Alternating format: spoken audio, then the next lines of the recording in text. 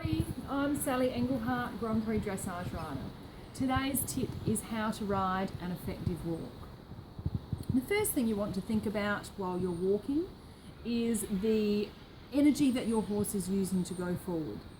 Do you get the sense that he's marching? You really want your horse to be marching forward, taking you somewhere, going there with a sense of purpose.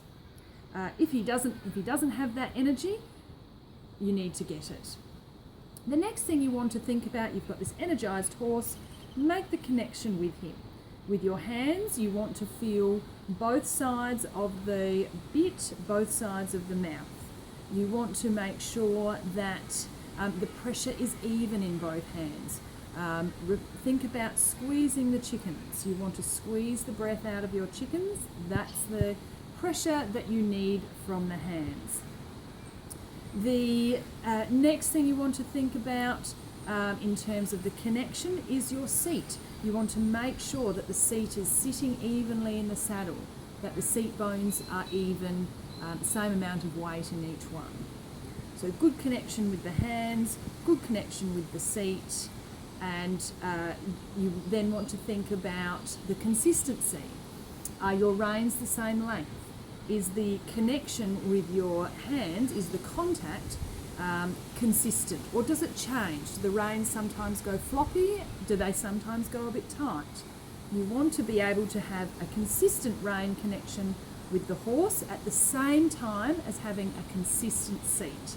And of course in the walk, there's the movement and your hands will follow the mouth of the horse. So the hands will move back and forward slightly. Let that rock, let that be a swing. And careful not to push that, careful not to force it. Let that swing and rock happen. But in your mind, take your awareness to the hands and feel how the consistency is, because you want that consistency there. The next thing you want to think about is the rhythm of the walk. You want to be able to count it in your head. 1, 2, 3, 4, 5, 6, 7, 8. 1, 2, 3, 4, 5, 6, 7, 8. And that's the rhythm of the horse. When you count, always go to 8. If you count 1, 2, you will end up with a lame horse because your body will be going in the rhythm of the 2. 4 is also a bit too short, so go to 8. Always count to 8 to check the rhythm. And don't be afraid to count for a long time. I was still counting right up until Prix St George. If my test fell apart, I was counting the rhythm of whatever pace I was in. So it's a really, really handy tool to make sure that you've got the rhythm.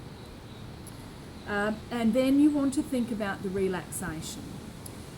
Relaxation isn't I'm on holiday and I'm having a great time, not thinking about it. You want to think about relaxation as a kind of a looseness and a flowing to the walk.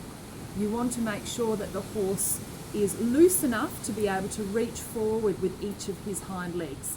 You want to be able to make sure that he's loose enough that his shoulders can reach forward to take the next step, and that with that looseness and that flow, the muscles of the horse are working evenly and each step is going to stay the same length.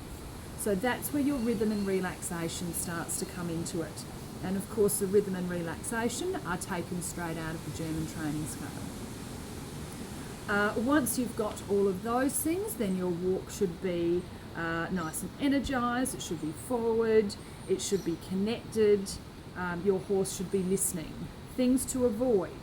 And these things are also symptoms of a walk that isn't really doing its thing. You want to avoid wobbly lines. If the horse is going on a wobbly line, there's something inconsistent. Check your contact, check your seat, check your energy.